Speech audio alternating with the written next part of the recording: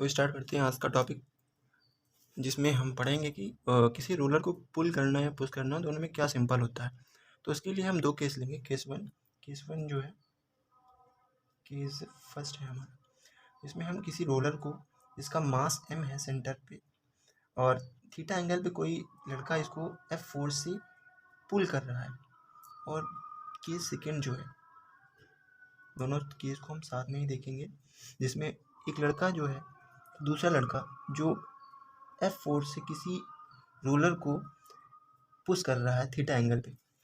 तो इसके लिए एक सरफेस है, ये सरफेस है, ये प्लेन सरफेस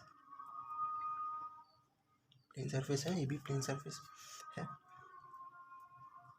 तो स्टार्ट करते हैं। पहला केस जो है, पहले केस में देखते हैं कि इसका दूसरा डायग्राम बनाते हैं। एक सरफेस है, इसका सेंटर ऑफ मास सेंटर ये है, इस सेंटर को हम यहाँ पे ड्रॉ करते हैं। उसके बाद फिर हम इसका वर्टिकल क्रॉस सेक्शन लेते हैं।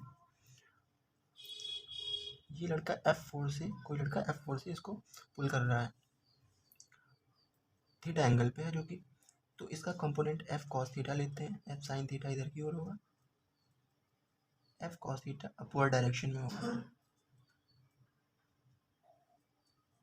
F cos theta plus normal reaction जो होती है हमेशा अपवर्ड रहती है, mg डाउनवर्ड ऑलवेज।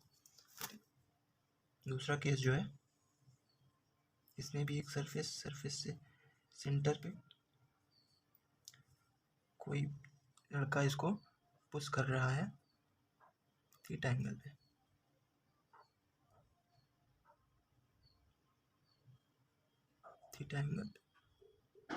तो इसका भी कंपोनेंट ले लेते हैं,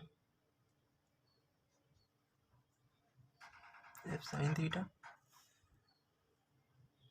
लेकिन इसकी डायरेक्शन F cos थीटा की डायरेक्शन डाउनवर्ड होगी, क्योंकि फोर्स इसको सेंटर की ओर लग रहा है, तो इसीलिए F cos थीटा इसका सेंटर की ओर होगा। पर नॉर्मल रिएक्शन फोर्स जो इसके इस पॉइंट पे लग रहा है हमेशा अपवर्ड लगेगा, अपवर्ड।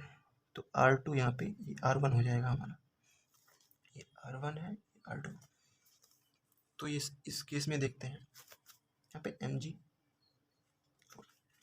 तो आइए इस केस में देखते हैं कि यहाँ पे F sin थीटा हमेशा डायरेक्शन इधर की ओर है, तो ये फोर्स इस साइड ही लगेगा, राइट साइड ही लगेगा। mg और r और F cos थीटा को बैलेंस करते हुए देखते हैं, R1 भी अपवर्ड है प्लस F cos थीटा भी अपवर्ड है, इज इक्वल टू mg, क्योंकि ये डाउनवर्ड। तो यहाँ पे R1 जो हमारा होगा reaction force, normal reaction force mg minus F cos theta, क्योंकि यहाँ पे एक फोर्स और काम कर रही है जो कि इस फोर्स के अपोजिट है, वो एक फ्रिक्शन फोर्स है,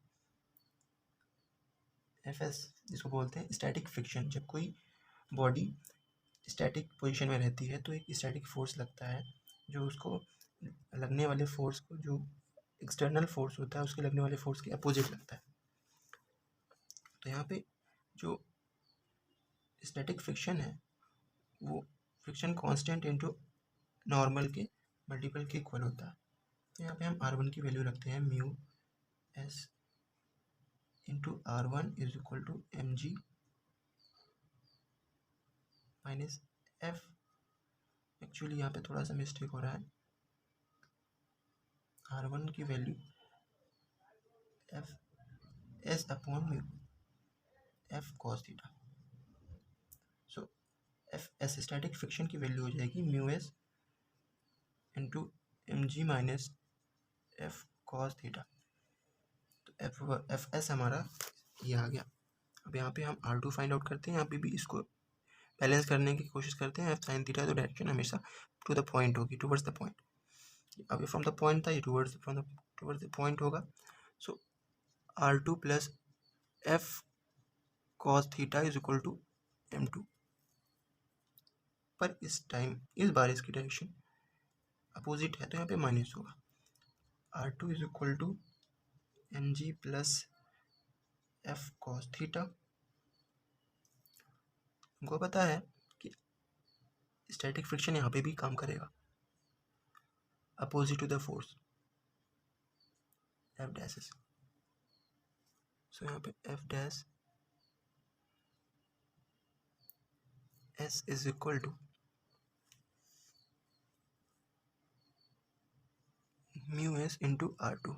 यहाँ पे भी हम आर टू की वैल्यू रखते हैं F dash S upon mu S is equal to M G plus F